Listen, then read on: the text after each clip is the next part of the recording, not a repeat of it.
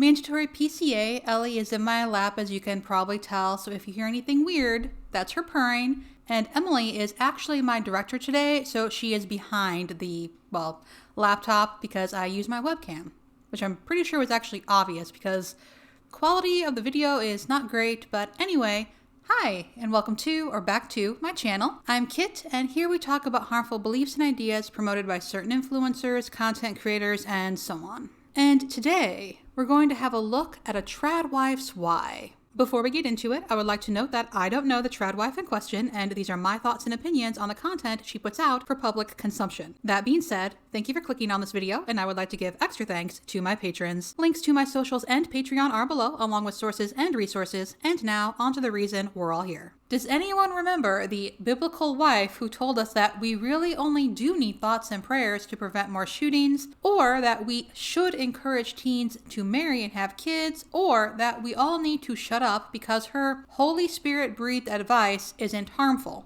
Well, this is the biblical wife in question, but I guess she considers herself a TradWife, so anyway, this is a homemaker's manifesto, aka Isa, and I mostly gave up on her because she seemed to talk a lot without making any sense. But I'm always curious when people explain their reasons for believing what they do, so she drew me back in. And man, I had to work too hard. What you need to know about why I promote trad culture, and why I hope men in particular pay attention. Feminism has never represented all women, and so it is impossible to blame all women for feminism. Men, like women, get hurt and have chips on their shoulders against members of the opposite sex. The evilest of people have often been driven by sincere hurt they've been subject to. Trad homemaker creators like myself are not here to help men harbor bitterness against women who aren't like them. Please do your part to change the narrative and heal your own wounds and points of resentment against women. I create trad wife content to further the restoration of traditional family values. I do not create trad content to justify male resentment against women who have been harmed or misled by depraved values.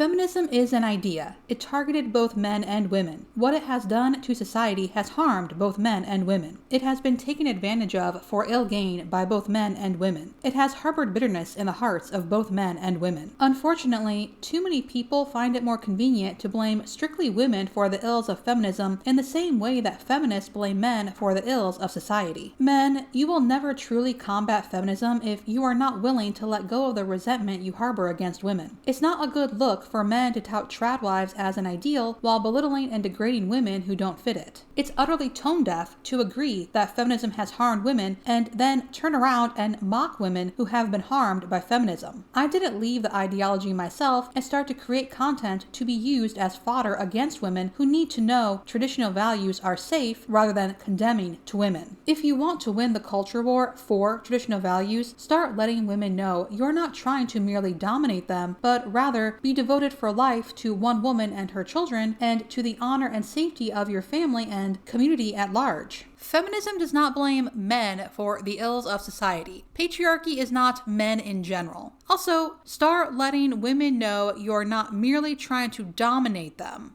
So, they do want to dominate women, but just one woman? Isa probably didn't intend for that sentence to be taken that way, but, well, she does believe in submission.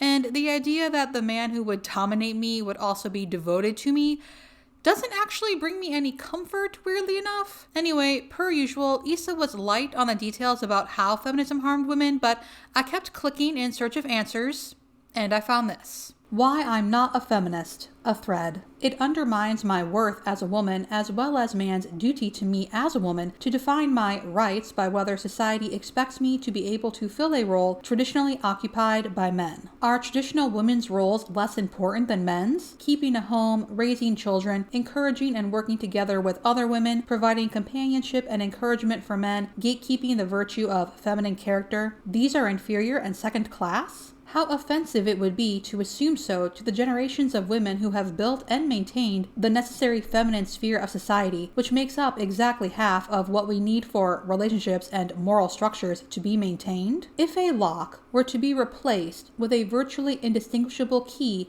the contraption would no longer serve its function. But we are not machinery, we are people who are made either male or female, and at the very least, It makes basic logical sense that we'd have two correlating spheres of society. The question is not, ought men and women to be regarded as virtually the same, but rather, what is the best way to protect the dignity of women considering they sorely need men to be able to live safely and freely? The answer, my friends, is certainly not to just let men and women pretend they're basically the same. Surely, the current state of society has taught us that by now. Again, with the pretending that equality means virtually indistinguishable. You are not that stupid. Stop pretending you are. And what does "it undermines my worth as a woman to define my rights by whether society expects me to be able to fill a role traditionally occupied by a man" mean? Can anyone give me a clue as to what she's talking about? And no, being a homemaker and raising children isn't inferior, nor does it make a woman doing those things a second-class citizen. The issue was not those things in general. The issue was that that was what women were expected to do,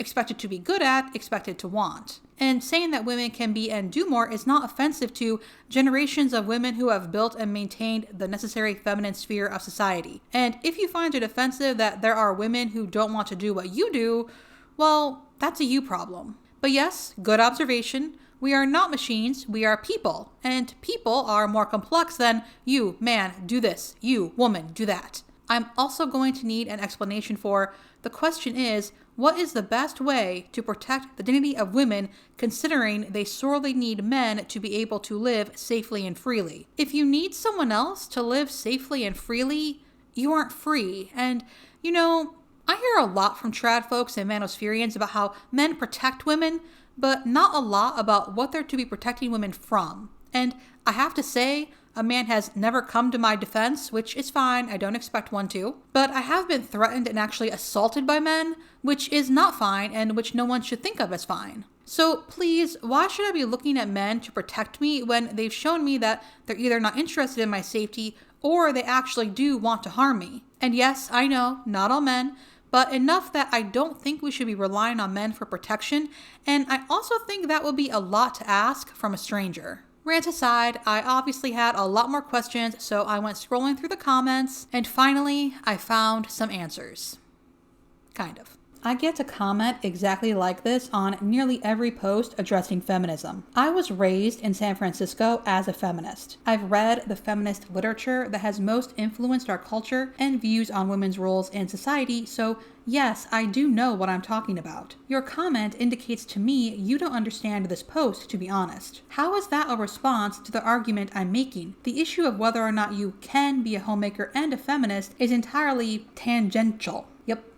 The feminist who is a homemaker would still argue that women should be allowed to have the same jobs as, I think she means men, or brag about how she and her husband still split housework 50-50. And here we are, with me needing to explain that unique women's roles are necessary and valuable, and prominent feminist rhetoric about housewifery is anti-woman and undermines the contribution women have made to society for all of human history. So the men's roles were better? How is that sexist? Y'all are proving my point. Real feminism directly combats the institution of homemaking because, as you have done, it qualifies some vague attachment to equal rights, which means abortion and access to jobs historically suited for men. I would ask what books she's read, but based on the rest of the post, I don't think it matters. Issa doesn't think feminism is needed because she doesn't think women should be able to have the same jobs as men, and she doesn't think men and women should be splitting housework. And apparently women doing so and wanting to do so undermines the contributions